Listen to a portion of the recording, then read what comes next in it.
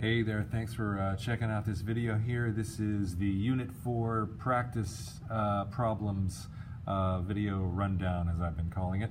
So the first one is about this spinner here. You're supposed to find the expected value of the spinner. Make sure you know how to find the expected value of something like this. Expected value is the sum of all the probabilities times the score. So the probability of getting a 3 is 1/2, and so you would take 1/2 times 3. And that's part of the calculation. Then this is 1/8, and so 1/8 times -12 plus 1/8 times -18 plus 1/4 times 4. So all those fractions are the probabilities, and then we multiply those probabilities times the score, add them all up, and you get 6.75. That means that if you were to spin this thing a whole bunch of times, your average score that you got over the long run would be 6.75. That's called the expected value. And is it a fair spinner? No, because it's only mathematically fair when the expected value equals 0. So if it doesn't equal 0, then it is not a fair spinner. Okay, part C of this problem is a little bit more complicated. If the spinner is spun twice and the values added together, find the probability of the sum being an odd number. This doesn't really have anything to do with that. So I want to bring in this area model to demonstrate that. So here's the area model for that situation, spinning it twice. Here's one spin, here's the second spin. I've got the scores and the probabilities out there on this area model. So in each little cell is the score, so to speak, the sum of the two numbers. So 3 plus 3 is 6. 3 plus 36 is 39, etc. So you have the sum of all those spins, and then I also put in the probability. So the probability of it being an odd number would just be these 6 outcomes, okay? 39, -9, -15, and then down this way as well.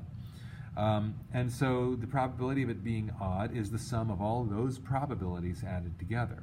So I'm going to add up 1/8 plus 1/16 plus 1/16, and since this column has the same numbers, I just multiplied that sum by 2, and so this ends up being 1/4, and so 2 times 1/4 is 1/2. So even though there's only not very many ways you can get an odd sum because of these little bit stronger probabilities on these two, it's a 50-50 chance that you'll get an odd number out of that spinner.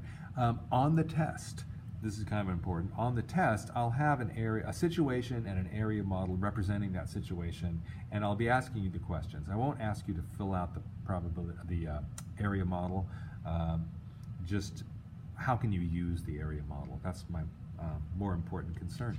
Okay? All right, let's move on. The next problem is about these two triangles, and this is starting to look familiar, I hope. Hope you're getting this situation down a little bit better.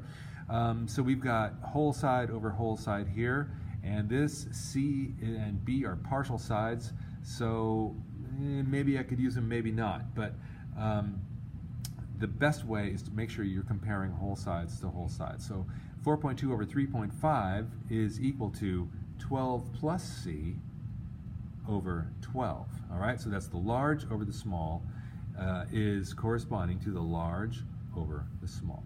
And when you work this equation out, you get C is equal exactly to 2.4. I believe we had 2.47 earlier in the class today. It's not 2.47, it's 2.4 exactly.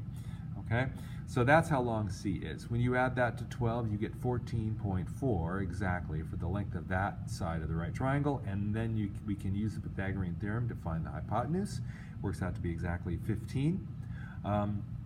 Notice this ratio here. This may seem a little bit odd, but I'm going to use, in order to find B, I'm going to say this partial side over that whole side is equal to this partial side over that whole side. So you can use these values if you're careful about them, okay? You want to make sure you're always comparing corresponding ratios.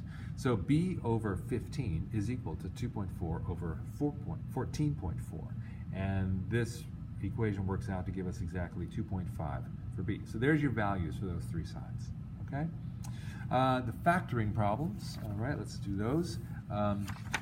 Here's all the solutions to the factoring without going into too much process right here. This is a difference of squares. All right, so make sure you're able to recognize that. You can use the diamond if you put a 0 in it, or the box if you put a 0x in there.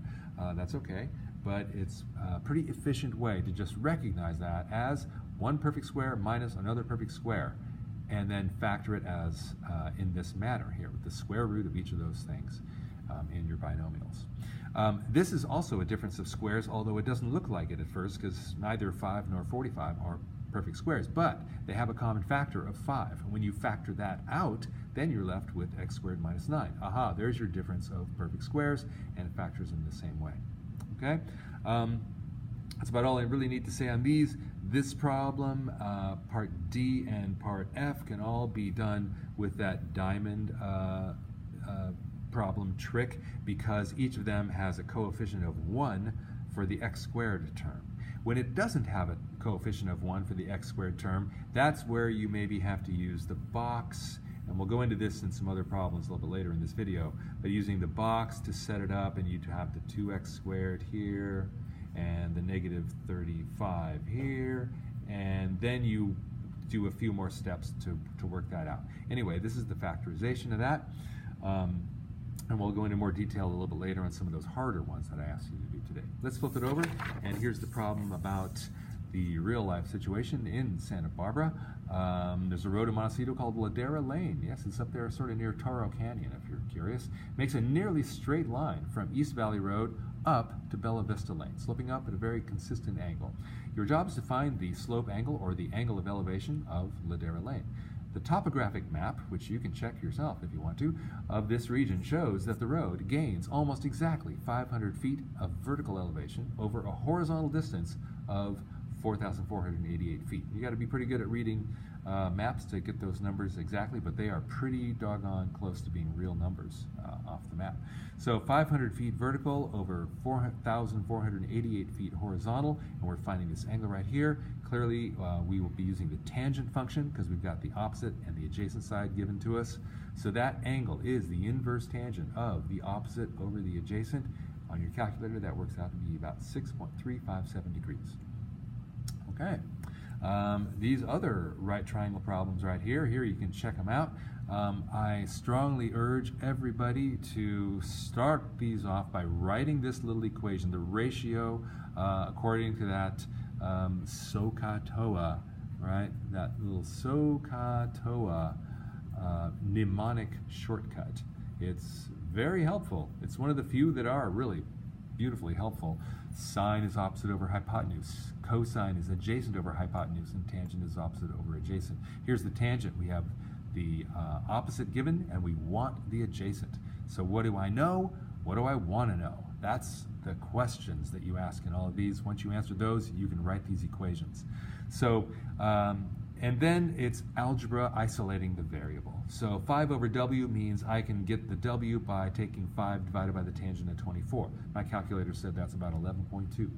In the cosine one over here, part b, that's adjacent over hypotenuse, so 13 over b. Again, take b to get it by itself would be 13 divided by the cosine of 60, which is exactly 26. Down here, sine of 50 is 6 over d. One more time, I'm going to be dividing 6 divided by the sine of 50, all right, and that's about 7.83. And then over here, finding the angle there, that's the tangent of that is 27 over 10, opposite over adjacent again, and so that means the angle itself is the inverse tangent of 27 over 10, which is about 69.7 degrees. Okay, I had asked you to do some extra factorizations just for more practice of the harder variety. And I accidentally gave you one that doesn't factor. I didn't actually mean to do that, but okay, so we accept that sometimes.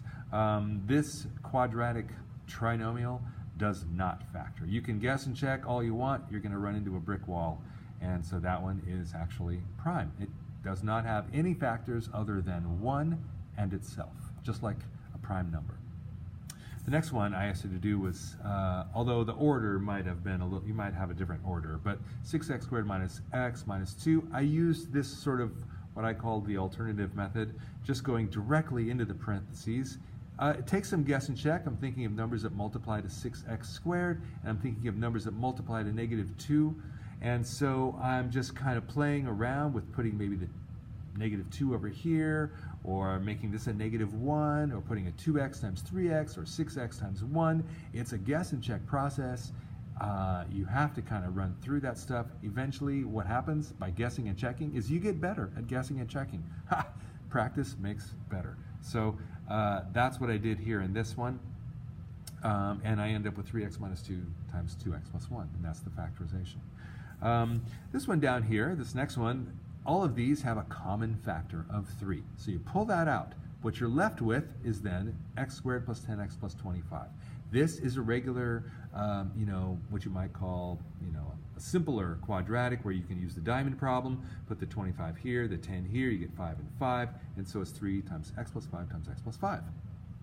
Or you could write it as 3 times x plus 5 squared. Same thing. I'll take either one.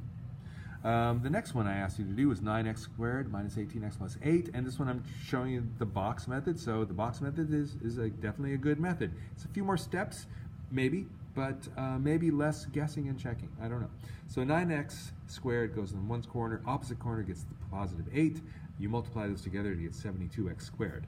That means these two numbers, whatever they are, and here's the guessing and checking, have to multiply to 72x squared. And there's actually, there's a fair number of pairs of numbers that multiply to 72. So there's some guessing and checking going on here, because what you know is that these two numbers multiply to 72x squared, but they have to add to negative 18x. All right? So that's the important, that's the checking part of your guess and check. Multiply to 72, 9 times 8, 3 times 24, 6 times 12, etc. And 6 times 12 works, both of them being negative, to get a sum of negative 18x. Now we got the boxes filled out, then we have to figure out what goes on the outside, because that is what we're looking for. And so look for a common factor. What's the common factor between these two numbers? It's 3x. What's the common factor between these two numbers? Well, it's just 4. Don't worry about the negative sign just yet. What's the common factor in this row here? Well, that would be also 3x.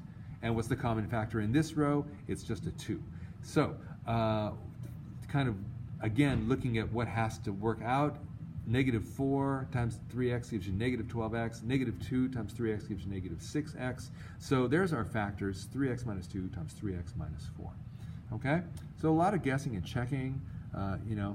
It's a kind of a methodical, slow process, but maybe there's a little bit less mystery than doing this method here. I was going to try that method again with you over here live, just to demonstrate it one more time. 3x squared is what I get when I take this number times this one. That's got to be 3x times x. This direct method, I'll call it, just for giving it a name, I think it's really good when you have prime numbers, because there's just not very many ways you can multiply to get prime numbers. So it's either got to be a 1 and a 7 here, or a 7 there and a 1 there. And I have to keep in mind that my check in this part is that these two sums, this times this, plus this times this, has to equal negative 20x. That's the check part of my guess and check process. So I can see that 7 times 3 is 21, and that's looking pretty close to 20, and this has to be a 1 times 7. And so all I have to do is make sure I put the negative sign in the right place to get a sum of negative 20. Well, I'll put that negative sign right there, because negative 7 times 3 is negative 21, and then plus 1x gives me negative 20. So there's my factor. It's just right there. All right, here's another, the last one, real quick. Factor out the common factor of 2. That leaves you with x squared plus 11x plus 24, and that's a fairly simple one, x plus 3 times x plus 8. And there you go. Okay, thanks for checking this out. It's getting a little bit long, so I don't want to spend too much more time here, but make sure that you do review expected value. Also, there will be a problem involving a union or intersection using the addition rule. So make sure you're up to speed on the addition rule. And that, like I say, will be a problem involving an area model for probability, but you won't have to fill out the table. I'll do that, and you just have to answer some questions about probability. Okay? All righty. Thanks very much. Bye-bye.